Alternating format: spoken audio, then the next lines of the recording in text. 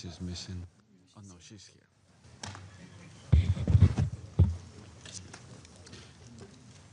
Good morning. The 10,068th meeting of the Security Council is called to order. The provisional agenda for this meeting is the situation in the Middle East, including the Palestinian question. The agenda is adopted. In accordance with Rule 37 of the Council's Provisional Rules of Procedure, I invite the representative of Israel to participate in this meeting. It is so decided.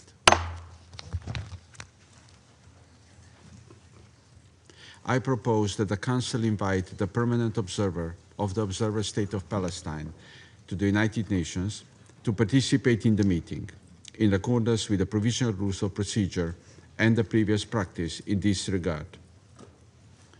There being no objection, it is so decided.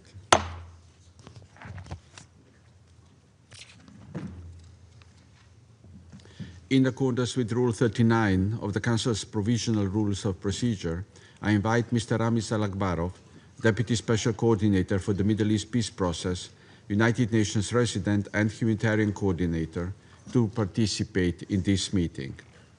It is so decided.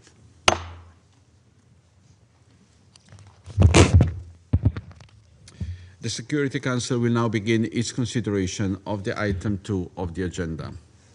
I wish to draw the attention of the Council members to document S/2025/807, the report of the Secretary General on the implementation of Security Council Resolution 2334. I now give the floor to Mr. Ramiz Alakbarov.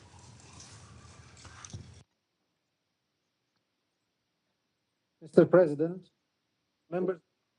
members of the Security Council, today's briefing is devoted to the Secretary General's quarterly report on the implementation of the Resolution 2334. Before turning to the report, allow me a few remarks. At the outset, I reiterate the Secretary General condemnation of Sunday's heinous terror attack on Jewish families gathered to celebrate Hanukkah in Sydney, Australia. I share in the grief of the Jewish community and stand with Jewish families worldwide as they mark the festival of Hanukkah, which celebrate light vanquishing darkness. Mr. President, turning to the situation in Gaza, the ceasefire remains fragile, as we have seen with continued attacks and strikes in Gaza.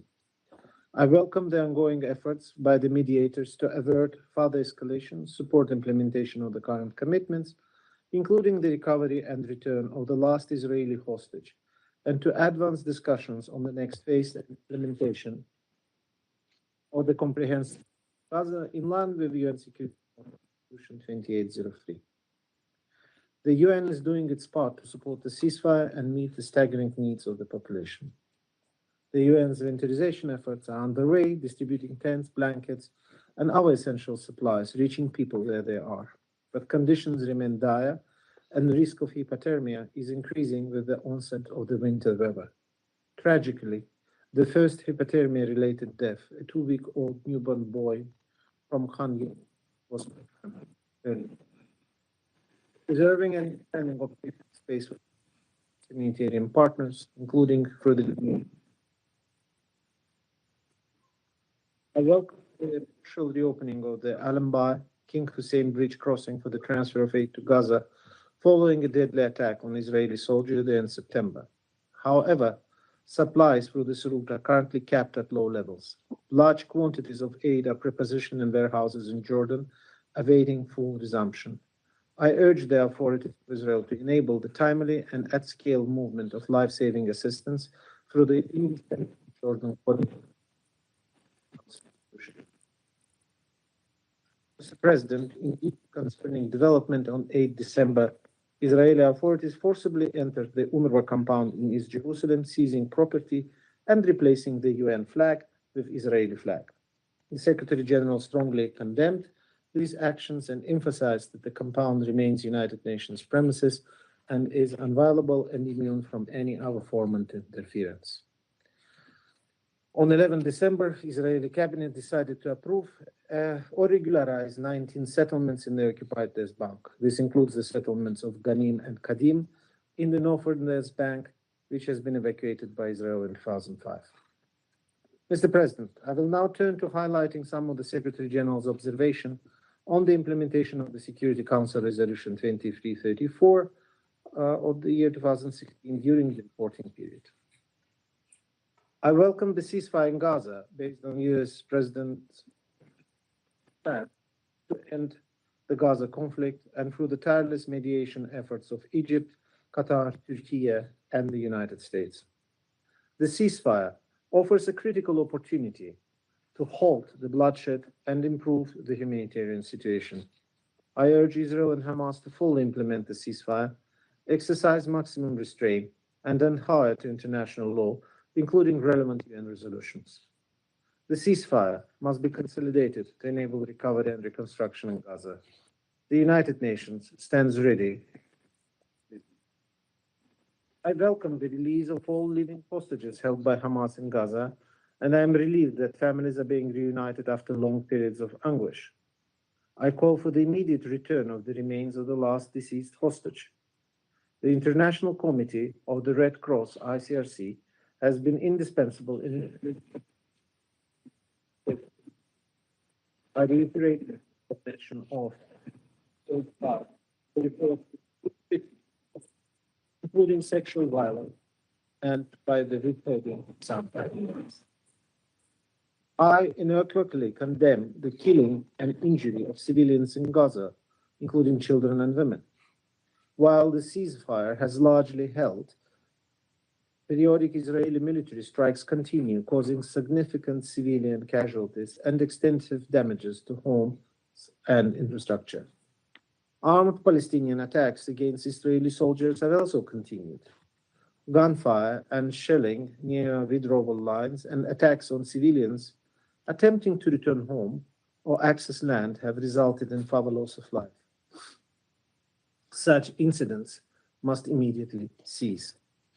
I am deeply concerned by the dire humanitarian situation in Gaza, where infrastructure damage is catastrophic. While hunger has improved due to increased aid and commercial foods out of reach for most of the population, alongside with severe sources of clean water, medical care, and shelter. Humanitarian access remains restricted, with aid convoys facing logistical and security obstacles. I call on all parties to respect humanitarian law and allow the full unimpeded entry of humanitarian assistance. I condemn relentless Israeli settlement expansions in the West Bank, including East Jerusalem, which fuels tensions, impedes Palestinian land access, and threatens the viability of the contiguous and sovereign Palestinian state. Expanding or settlement, including outposts, coincides with rising settler attacks, further entrenching the unlawful occupation and violating international law, undermining Palestinian self-determination. All Israeli settlements in the West Bank, including East Jerusalem, and related infrastructure have no legal validity and violate international law and UN resolutions. In 2025, settlement advancement reached its highest point since UN began tracking in 2017. I urge Israel to abide by its obligation under international law, recalling the International Court of Justice opinion of 19 July 2024, which obliges Israel to cease all settlement activities, evacuate settlers, and end its unlawful presence in the occupied Palestinian territory promptly. Escalating violence and tensions in the West Bank are alarming. Israeli security operations in the Northwest Bank caused high fatalities, population displacement, and large-scale destruction, especially in refugee camps. Continued Israeli security presence in camps contravenes obligations to end the unlawful occupation. I condemn rising settler violence across the West Bank, which intensified during the olive harvest. Attacks have become more frequent and violent, often with the presence or support of Israeli security forces. Palestinian farmers have faced assault, harassment, and obstruction from their lands. Olive trees are uprooted or burned, and the entire harvest destroyed. These attacks deprive families of vital livelihoods and risk forcible displacement. Israeli authorities must prevent attacks, hold perpetrators accountable, and ensure the safe access for farmers. I condemn continued armed attacks by Palestinians against Israelis. All violence against civilians, including terror, must cease immediately, with perpetrators held accountable. I remain concerned about large numbers of Palestinians, including children, detained by Israel since 7 October 2023, including administrative detention without charge or trial. Reports of torture, ill treatment, including sexual violence, and deaths in custody are deeply concerning. Israel must use detention as a last resort for the shortest period, prevent ill treatment, and end administrative detention of children. I'm appalled by officials glorifying violence and engaging in dangerous provocations, incitement, and inflammatory language. Incitement to violence must stop immediately. I am deeply concerned by the Palestinian authorities' prolonged fiscal crisis, further destabilizing the economy, undermining trust, exacerbating insecurity, and eroding social order. Israeli authorities must seek unilateral economic measures that threaten peace and stability. I remain committed to supporting Palestinians and Israel, resolving the conflict in line with international law, UN resolution, and bilateral agreements, pursuing a two-state vision: Israel and a fully independent, democratic, contiguous, viable, sovereign Palestinian state, including Gaza, living side by side in peace and security, based on pre-1967 lines, with Jerusalem as the capital of both states. I thank you for your attention. I thank Mr. Alakbarov for his briefing. I now give the floor to those council members who wish to make statements. I give the floor to the representative of France. Merci, Monsieur le Président. Thank you, Mr. President. France condemned in the strongest terms the horrific anti-Semitic terrorist attack that has affected Australia. Nothing can justify such violence, and we have presented our condolences to the victims, to their families, and to the Australian people. Mr. President, grateful to the Deputy Special Coordinator, Mr. Ramiz Alakbarov, for his briefing. A month ago, the Council adopted Resolution 2803, aimed at implementing the peace plan for Gaza presented by President Trump. This resolution endorsed the progress obtained over the past few months, and in particular supporting the efforts of the U.S., Egypt, Qatar, and Turkey. The ceasefire, the release of hostages, and resumption still insufficient of humanitarian assistance. This is a first step which must be fully consolidated. The ceasefire must be fully respected by the parties, and the massive delivery of humanitarian aid must be ensured throughout Gaza by the United Nations and their partners. The last body of a hostage must be returned. It's also urgent to allow for the deployment of the International Stabilization Force, the disarmament of Hamas, and withdrawal of Israeli forces. In parallel, the establishment of a transition government in Gaza must lead to a return of a reformed Palestinian Authority, and France intends to fully contribute to these efforts. At the same time, the situation in the West Bank and the East Bank and the East Jerusalem, is deteriorating severely, marked by an alarming intensification of violence. France would like to recall that the future of Gaza and of the West Bank are interconnected. Violence in the West Bank compromises prospects for lasting peace and security for Palestinians and for Israelis. The success of the peace plan for Gaza and regional stability. Mr. President, I'd like to insist on 5 very worrisome developments currently underway in the West Bank. First of all, Israeli military operations are intensifying, with the launch of a major operation in the north, leading to the forced displacement of populations, in particular in refugee camps, and violations of human rights. The summary execution of 2 unarmed Palestinians by Israeli border guards in Jenin is a tragic illustration of this violence. This incident must be fully investigated. Secondly, A massive increase of violence by settlers against Palestinian civilians has sowed terror and compromised the stability of the West Bank, as well as prospects for global comprehensive peace and security. France calls Israel to protect the Palestinian population and to punish the perpetrators of the violence. Thirdly, the recent approval by the Israeli government of 19 new outposts and the settler project E1 constitutes a flagrant violation of international law and a blow to the two-state solution. We reiterate our condemnation of expansion of settlements and our opposition to any form of annexation of the West Bank, whether it's partial, total, or de facto. Fourthly, the persistent threats against the work of UNRWA are unacceptable, in particular the raid of its facilities in East Jerusalem in violation of the status of UN facilities. Any additional hindrance to the action of UNRWA, which plays a central role for the Palestinian population, would go against the advisory opinion of the International Court of Justice of the 22nd of October of 2025. We call on Israel to lift all obstacles to humanitarian aid and to cooperate with UN agencies conformity with this advisory opinion, including by opening all the crossing points and by ceasing to refuse in an arbitrary way the delivery of essential goods for the survival of the population delivered by the UN. Fifthly, the persistent refusal by the Israeli government to restore to the Palestinian Authority its tax receipts and renew the system of banking corresponding banks is unjustifiable. The weakening of the Palestinian Authority compromised its ability to implement reforms and assume its responsibilities in Gaza as anticipated by Resolution 2803.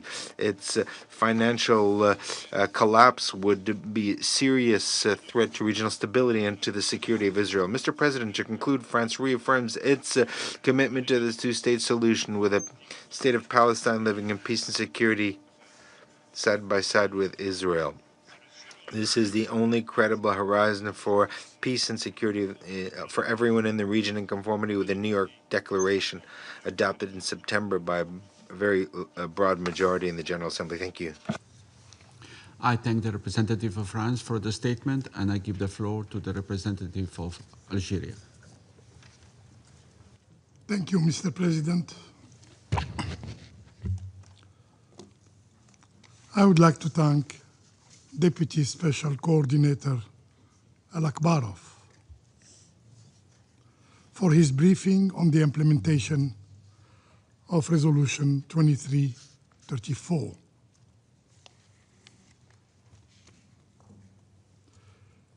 This resolution is a clear message of law and responsibility. It affirmed that the Israeli actions in the occupied Palestinian Authority constitute violation of international humanitarian law. Yet, what has followed is not compliance, but defiance, an open disregard not only for international law, but for the authority of this Council itself. President, this is the last meeting on the question of Palestine in which my delegation, the delegation of Algeria, participates as an elected member of this Council. One might therefore ask, is it still worth repeating what is already written, what is already documented? And should I say, what has been ignored? The Secretary General has spoken. His report has spoken. The fact on the ground has spoken clearly, accurately, relentlessly. In the West Bank, settlements have reached their highest recorded level. Legislative steps have been taken to extend Israeli occupation law to settlements. Tens of thousands of Palestinians have been forcibly displaced. More than 1,000 military operations have resulted in the detention of over 860 Palestinians, among them at least 50 children. 50 children. Settlers' terrorism has become a daily occurrence, averaging 5 incidents a day throughout this year. Just yesterday,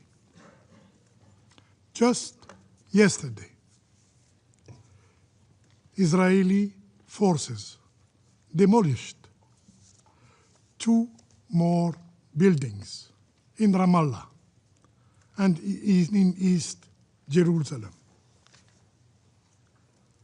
Thus, more than 1,000 demolitions have been carried out since October 2023.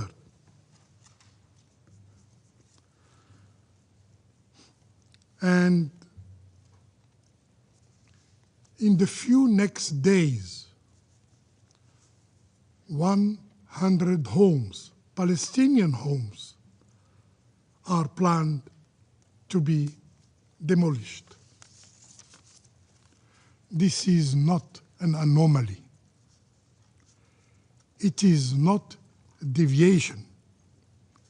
It is the routine of occupation. An occupation administered with precision and sustained by silence, our silence. And so we must ask, Mr. President, what has this Council done to ensure the implementation of its own resolutions? The answer does not require debate.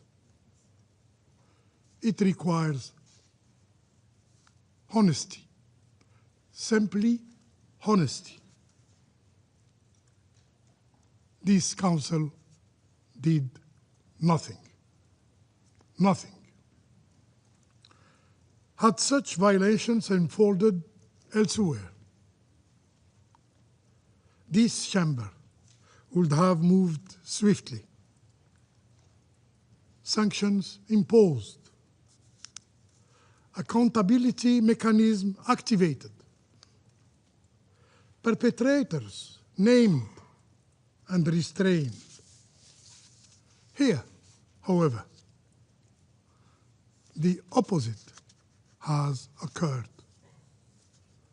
Protection, yes, protection instead of pressure. Reward instead of restraint. It is not this climate of immunity, of impunity, that has emboldened the Israeli occupying authorities to assault. Just last week, the headquarters of UNRWA, an act Algeria condemns strongly. UN premises are inviolable under international law. This is not a subject of interpretation. It is an obligation. Mr. President, I had also intended to speak of Gaza. But Gaza no longer needs description. Gaza needs protection.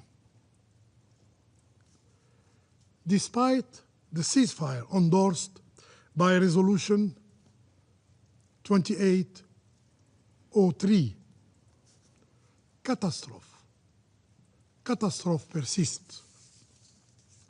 As we have seen in Lebanon and Syria, Israeli occupying forces continue to act,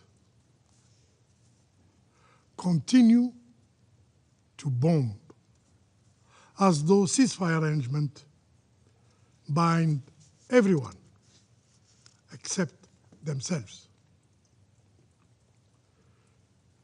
Since the ceasefire entered into effect, airstrikes have continued across the Strip, killing at least 356 Palestinians, including women, and at least 50 children. Sorry, every life count, 58 children,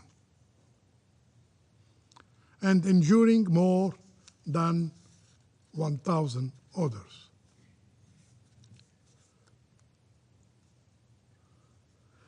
Since the ceasefire entered into effect, nearly 600 violations were recorded. This is not a ceasefire. The ceasefire violated daily ceases to exist. It becomes merely the management of violence. The normalization of death. Israel's genocidal war on Gaza continue unabated. And we therefore call upon the guarantors of the ceasefire. Yes, the guarantors of the ceasefire to uphold their responsibility, to have the courage to uphold their responsibilities, not rhetorically, but practically, not selectively, but fully, to ensure that the Israeli occupying power complies with its commitment in good faith, without exception, and